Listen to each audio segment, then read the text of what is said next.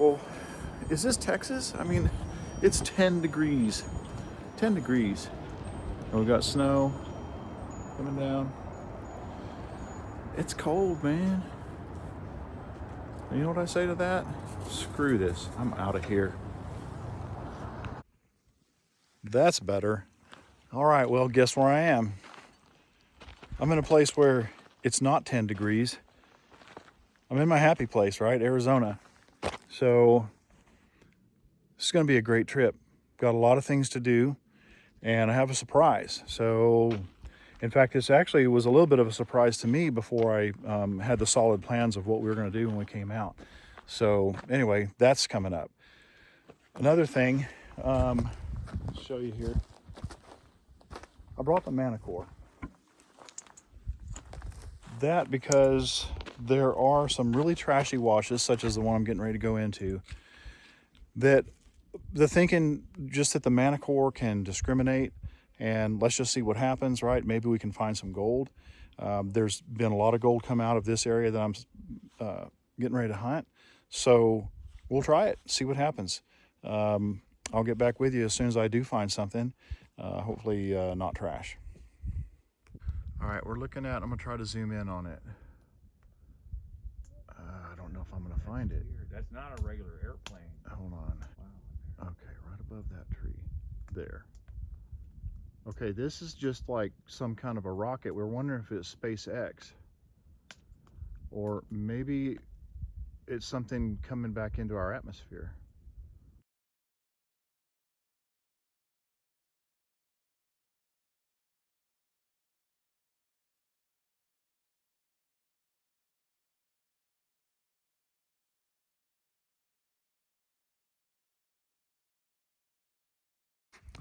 Well, good morning. So, see our little camp set up back there. Sun's coming up. It's a little bit cool out. You see, I've got my warm jacket. This is the coldest night. Everything's warming up from here on out. So today we're getting ready to load up, and we're heading around the mountains to Rich Hill. We've got a friend that has a claim out there, and we're going to hunt that.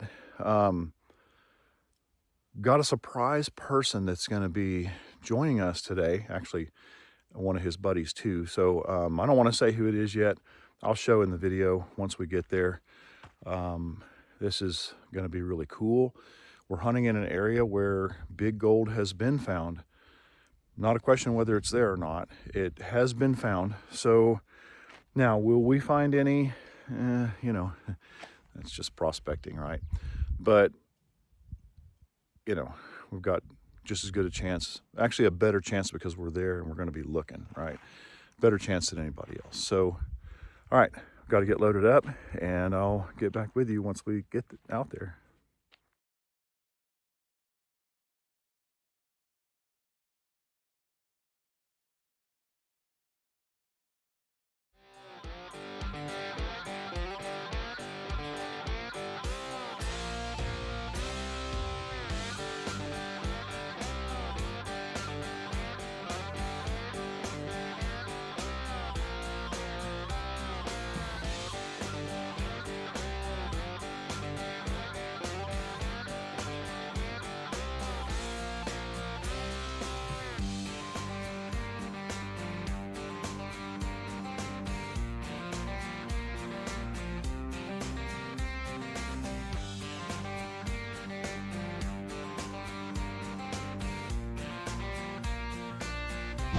All right, guys, there's Rich Hill, and that's Stanton right down here below us. And we're going to meet up with a couple of friends, and a surprise is who they are. So we'll get to that in a minute. But right now we're going to park and get unloaded. All right, guys, I think that's good. We'll be plodding out through Stanton on our way to the back side of Rich Hill. Surprise, there's a surprise person who's driving that side by side. We'll get to him in a few minutes, but right now that's Rich Hill up there, Turkey Foot, all that. We're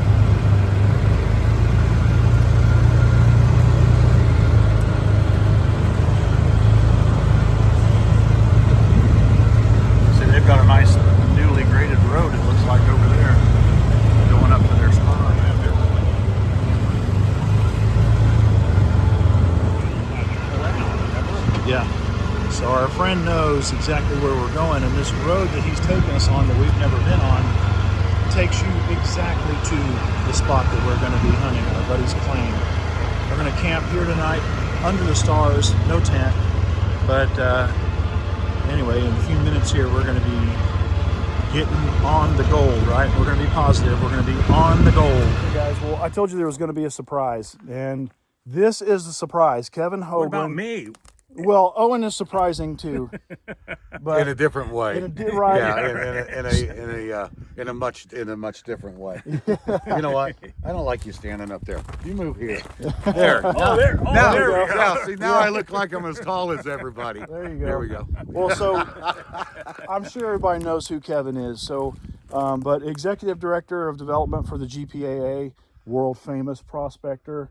What else can I say? He's got a podcast on the gold. I've listened to many episodes of that. I guarantee you it will help you if you listen to it as well. But anyway, my privilege to just meet you, let alone hunt with you. Dude, I'm just another fat guy out here. Well, not as fat as I used to be, but I'm just another guy out here digging in the dirt. You know, I've taken a lot of opportunities. I don't say no to a lot of things. That's what ended up taking me to Australia all those times, and Africa and all those other places. So, you know, it's a matter of just getting out, and having you here for me right now is pretty cool, because you're coming out of Texas. You're coming here to go nugget hunting, and this is a very private location where we're at. So yes, it is. I'm going to keep an eye on you, by the way, because if he's the guy that trained you on that 6,000, yeah, you know, we just never know. Right. We'll take any training we can Actually, from this guy. I will, for sure. Yeah. So, all right, man. Well, we're going to go and hunt. We've kind of been yakking a lot. Kevin's fascinating to talk to, but not to hold us up the rest of the day. We've got to go find some gold now. Don't say that like you're blaming me for We don't us find not- anything. No, It's I'm the his- talker. Okay. Well, okay, Owen is too. But anyway, we're going to find some gold. See y'all in a minute. Well, hey guys, so Kevin was on limited time today. He's got a run, got a meeting to go to. But man, let me tell you, just a few hours of time and walking around with him showing me some stuff that I never, or at least it would have taken a hell of a long time for me to have ever figured out. And so, you know, he's getting ready to leave, and I'm going to go back and find all the gold that he turned me on to, and appreciate that fact that you showed me that and were willing to do it. Oh yeah, So- absolutely. I mean, this industry has been so good to me for so many years. It's just that, to me, it's about all giving back now and finding gold while I'm still doing it. So I'm not going to quit. Well, you're a good teacher and got a good heart, I would say, to do what you do. So Well, it depends on if you find a 5-pounder out here and you show it to me. My heart might get a little black for a moment. if I find a 5-pounder out here, you showed me how to find it, I'm calling you, Kevin. Let's figure out how we want to split that. Nah. Because I'm generous about stuff like No, that. So it's the way you split it. The way you split it with me is you take everything that I've shared with you today, and if something's helped you become a better prospector and a better metal detectorist, share it with somebody else. I'll do it. That's how you hear you that, pay, guys? That's how I'll you do pay it. me back. That's how I get paid back. Yeah. When somebody walks up to me and says, "Hey, I ran into so and so, and they were talking about what you were doing, and they showed me how to do it, and it made a difference in how I found gold." Yeah. That's my payback right there. All right, man. You got it. All right, brother. So, okay, guys. Well, yeah, I'll catch up with you on another one here. Still a couple days left out in the gold fields, and so lots more video, lots more detecting, and I'll get back to you with And some of one that. last word: coil always on the ground. Yeah, that's a big one. I have to kick rocks out of the way because sometimes I get lazy. Yeah, But those rocks, you move them out of the way. Yeah, that's it's when just you're gonna nothing. get more. Yeah, but that coil's got to be on the ground. Yeah. All right. We'll catch up to you later. Go find me some gold. Will do. All right. Well, first nugget of the trip. I'm trying to get the sun angle here. Yeah. And what I'm doing right now is I'm doing exactly what Kevin Hoagland showed me to do.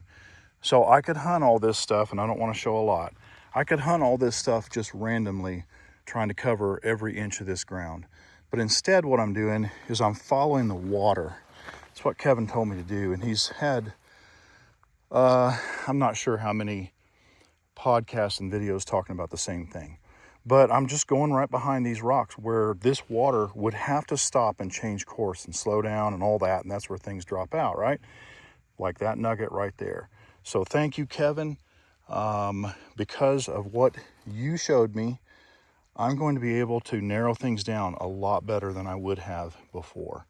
So I'm getting ready to text Kevin and show him this and thank him. So anyway, guys, I'll get back with you on the next one. All right, why am I staring into the sun? Because I'm not going to show you what's behind me as far as the hills and the terrain. I've learned that lesson. Anyway, been hunting for a little while since I found that first nugget, and I haven't found anything else. A lot of hot rocks, and I got into one wash where I found a crap load of iron. So now I just came back to the buggy and I'm eating some lunch. Probably gonna go to an area where I know there's some exposed schist and hit that for a little while. I found a bunch of nuggets there. Might have been the last time I was here. I think it was a few years back. So anyway, gonna keep going. And I know somebody's gonna say, where's your hat? I just had it off there for a minute so you can see my bald head. Don't be jealous. Here's something really weird. So I've been coming up this hill and these huge areas of dig holes are everywhere. They generally are all about the same depth and they're pretty regular. Like maybe somebody's doing some kind of sampling.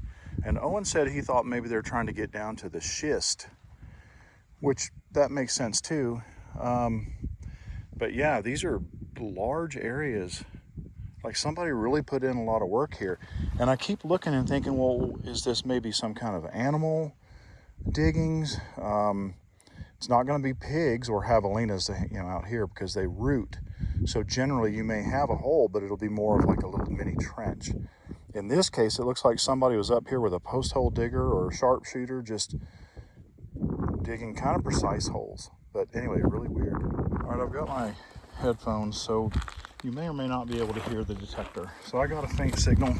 You can see I'm looking at schist right here. It went away.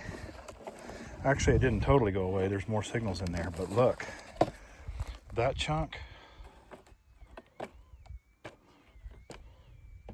don't know if you can hear that. I've got my volume cranked up pretty good, but anyway, so schist, it's been described to me as like this will show you, like pages of a book. It's upended bedrock, basically. The gold is in the layers. So I'm gonna break this apart and then see what I've got. So I'll get back to you. I can't do all that. I don't have my tripod, so I can't do that and film. So anyway, I'll be back. Look at those layers as I break it apart. Folded rock. Pretty dang cool. Still hadn't found the gold yet. I mean, check it out. 100-year-old rock cabin. No, you're good. We're gonna check it out because it's, what they call a roadhouse, which means we can stay in it if it's not locked. And we were looking at it earlier and had to zoom in on the phone, but it didn't look like it was locked. But anyway, we went to go hunt gold while we had good daylight. So now we're gonna check it out before it gets totally dark. If we can stay in it, then yay. If we can't, then we'll need to set up a camp before dark. So.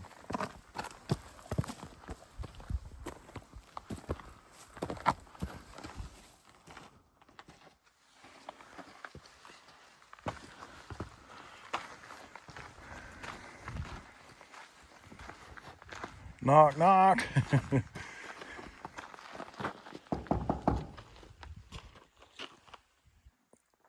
I think that window is actually open. You ready? I think I'm ready. The big regale. Okay, nothing came running out. Bunk beds in there. All right. Okay, I'm not seeing any wasp nests. That's one thing that I always want to look for. Look at that fireplace.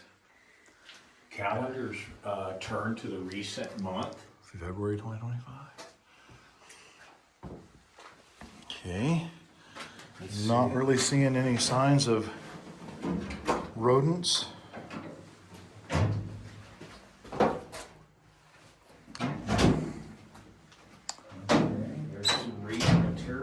Maybe a sign-in book? Is that what it is? We're looking, there's a Bible and a logbook and some pictures. Look at that old picture. That's cool. What does it say on Left, John Henry Culp, right, Kingfisher, 1873. the? Wow. That is insane. Oops. Yeah, that is nuts. That's a, yeah, obituary. I wonder if somebody...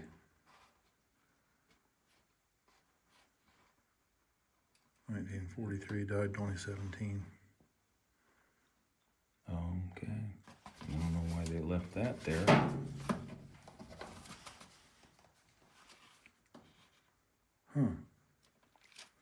Oh, that's another logbook. of Another people signing logbook. in. 2008, 2009. Looks like it was started in 2005. So I was coming up here looking, and I thought, gosh, this looks like mine tailings. But, you know, coming up here to see if there was a way to get the buggy closer to the cabin.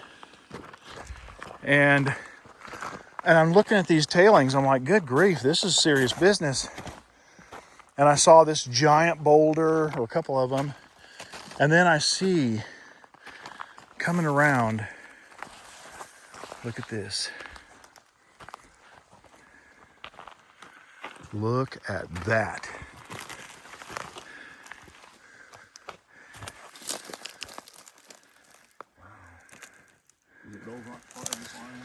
Well, yeah, there's water back there. Hopefully there's not a bear. All right. Look at that.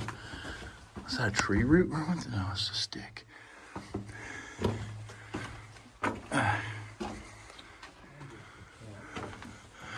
It got too muddy, so I couldn't go. Old miner in the 1870s found something here that got him onto the mine. Yeah. Dug a hole, and that's where he lived. All right, well, so we didn't find any gold today, but we also didn't really hunt that long because, as you saw earlier, we had Kevin out here, Kevin Hoagland, and we did hunt, but we also talked a lot. Kevin's a lot of fun to talk to, a wealth of knowledge on really probably a lot of subjects, but certainly gold hunting. And so we're tired, and we built a fire in the, you can't really see it, there we go. Little fire in the cabin, in the fireplace. And we're gonna have some food. The sun's getting ready to set, and I think we're going to bed with the sun. So that way we can get up in the morning early, get everything broken down, get over and have a good start on finding some gold. So, yep, we'll catch you tomorrow.